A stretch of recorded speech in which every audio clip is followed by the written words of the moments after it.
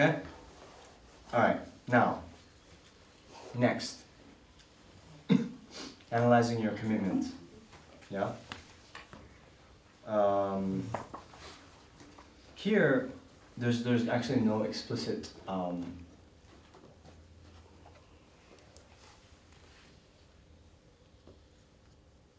anyway, like the last stanzas of this, but anyway, in the Lamrim, there's no explicit stanza cited here. But the purpose here is, right, as we said at the beginning, that we're at least trying to have this thought that we're trying to attain our highest state of potential for the benefit of all sentient beings, right? Okay? So, even like the other kinds of practitioners who are interested in attaining liberation for themselves alone, even they, yeah, it's improper for them to get angry and harm others, right? So, for us who have set our sights on attaining enlightenment, then of course it's improper for us to do it, right?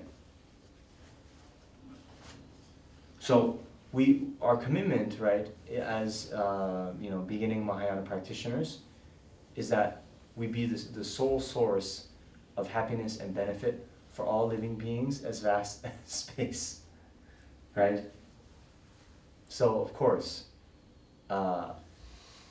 we shouldn't harm. It's improper for us to harm. Okay?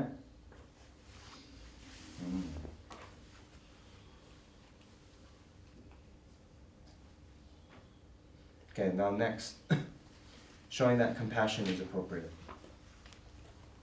Okay? You know where we are now? In this, stopping impatience with those who prevent your happiness and with those who cause you to suffer, there are two outlines. The first, showing that anger is unjustified, and next, compassion is appropriate. So we finished talking about how anger is unjustified. Now we're going to show how compassion is appropriate. So now please turn to stanza 47.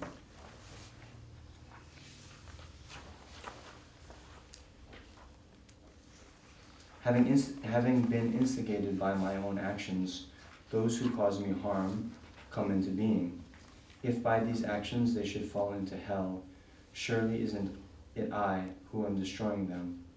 In dependence upon them, I purify many evils by patiently accepting the harms they cause, but dependence upon me, they will fall into hellish pain for a very long time. So since I am causing harm to them, and they are benefiting me, why, unruly mind, do you become angry in such a mistaken manner? If my mind has the noble quality of patience, I shall not go to hell. But although I am protecting myself in this way, how would it be so for them? Okay? So actually here, when we're talking about the kind of karmic transaction that's taking place, our negative karma is being purified. The negative karma that would cause us to experience even more suffering in the future, we will not experience. But they have accumulated negative karma that's going to ripen as suffering for them.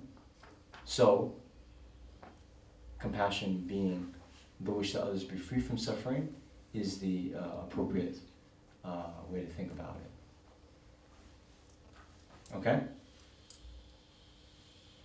Alright. So, are there any questions at this point? Where in the outline was this? Showing B, like showing that compassion is appropriate.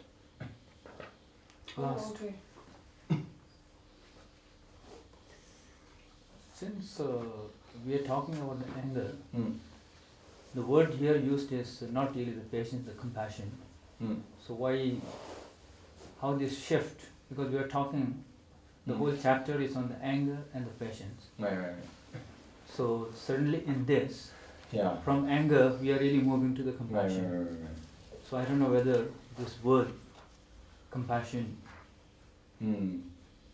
what is the word in the Tibetan which is used? I think Is I think it's compassion. Hmm. So, because here's the thing, right? Not If Zopa. in this I'm talking only specific here.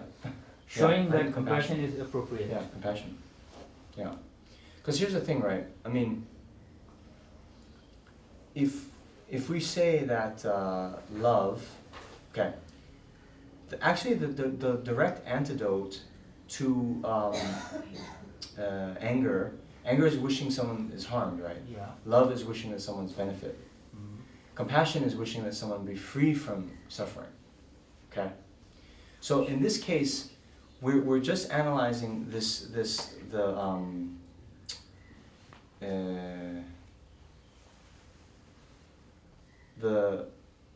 action that's taken place here, where we've been harmed, and they have committed a negative karma that will ripen as suffering for them in the future, right?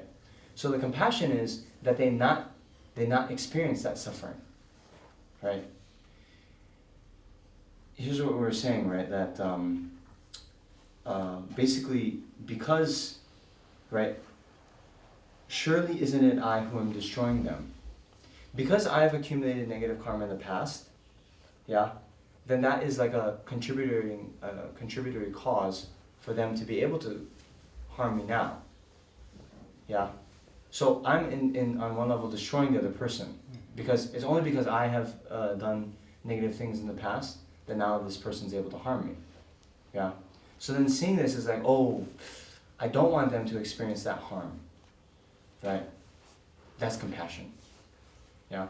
But there's a larger reason why I don't want them to suffer harm. Mm-hmm. Because basically I want to encourage Buddhahood. So if they're suffering, they're not, they don't have the basis. So therefore I don't want them to suffer harm and do that. Great. Yeah. Isn't that? Well, that's a minor reason. That's a very good reason. Yeah.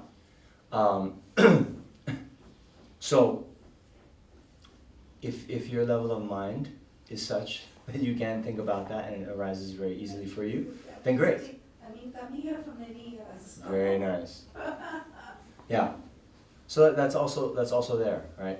So that's another dish on our buffet. Okay? I didn't hear what she said.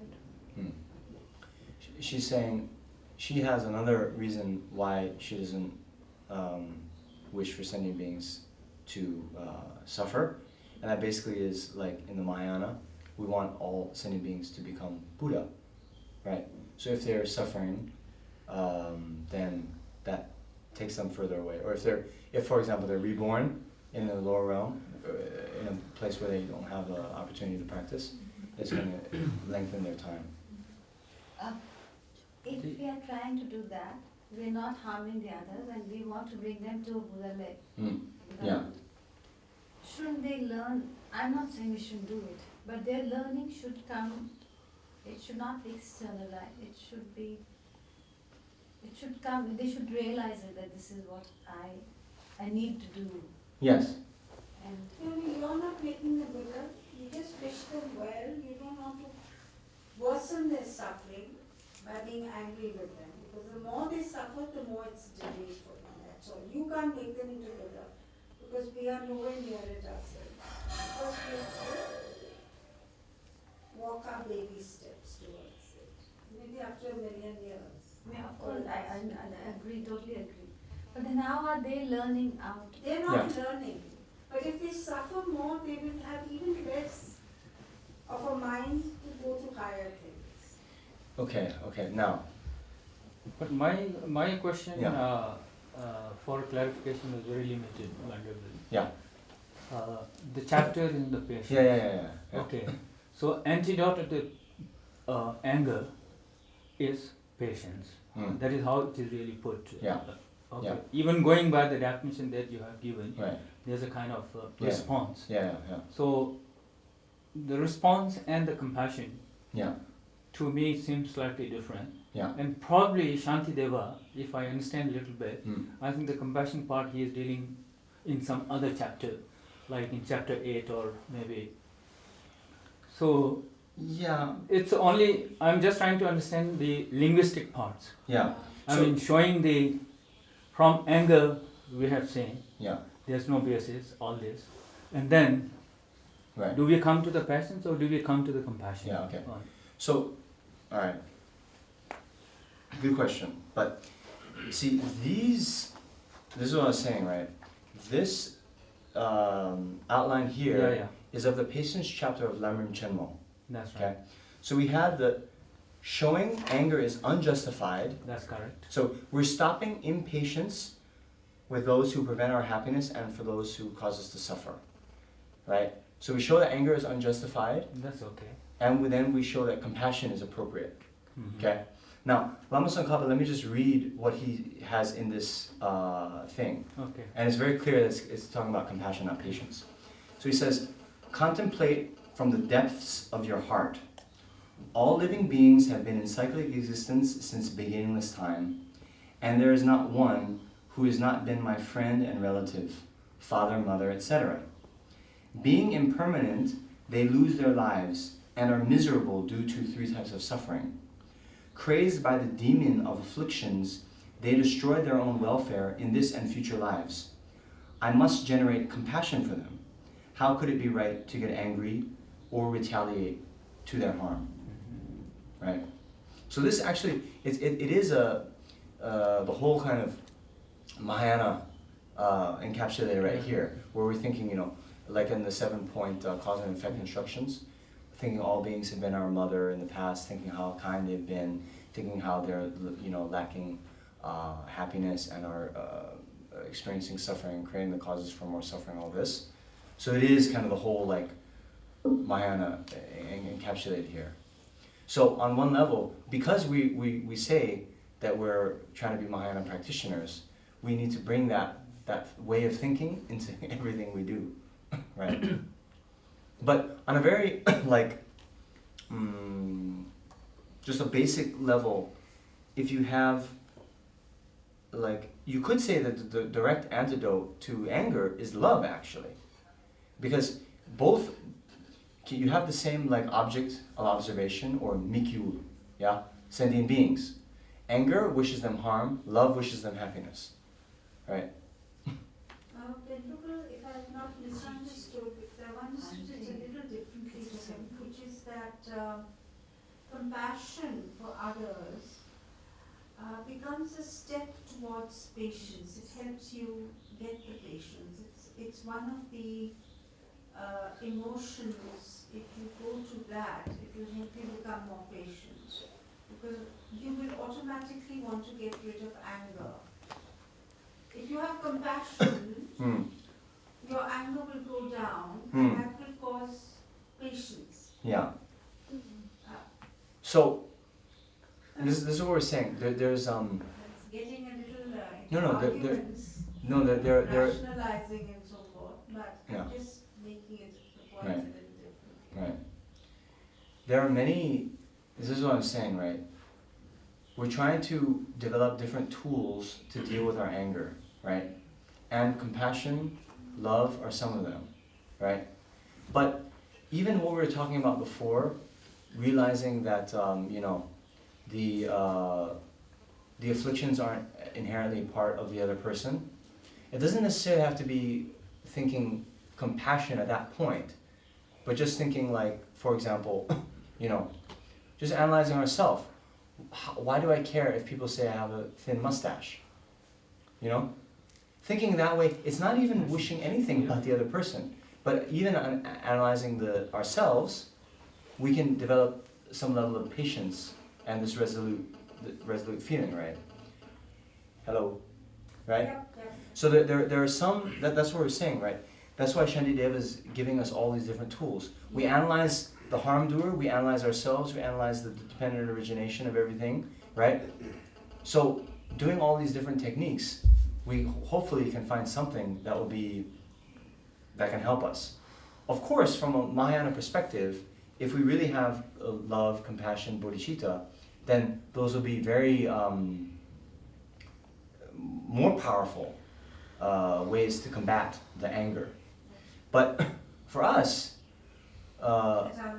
we need to have all these different tools and techniques and do whatever we can to prevent the arousal of anger. And understand it logically, because it's not there yet. Yeah. Okay? So, we're gonna have a lunch break right now. Already? Mm. Whenever you're making time move like this.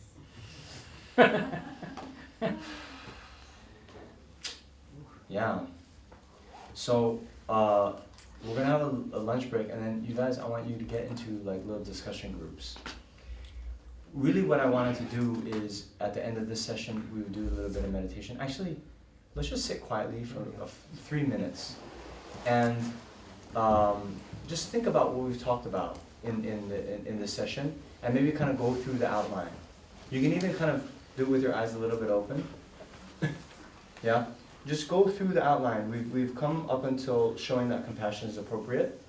So just think, in each of these sections in the outline, what were the points that were discussed? So what patience is, and then think about that. And then move on to how to begin the cultivation of patience, meaning the faults of anger and so forth. And then all these analysis of the subject, object, adventitiousness, all this stuff. Think about those techniques in each, yeah. Okay?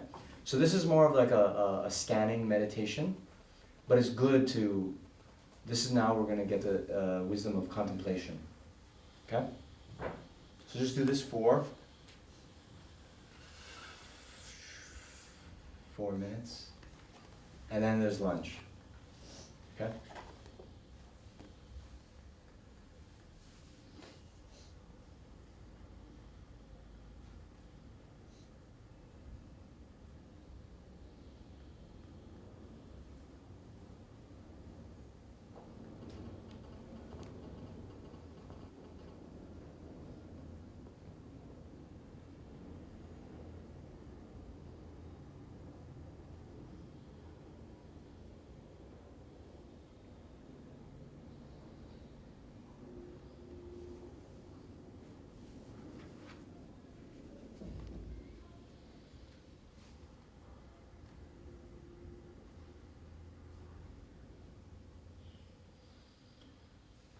Okay. So, come out of the meditation. So in the discussion groups, that we'll have a lunch break, and then maybe, I don't know, how much time after you finish lunch, just break up into little groups. I don't know. How many people we have? Maybe groups of 6, 7 people. We can be organic about it. And then, what do you guys think about this? Some things that are a little bit contentious, what are the questions you have? How do you think about this? And just discuss, okay? And then we'll get back together.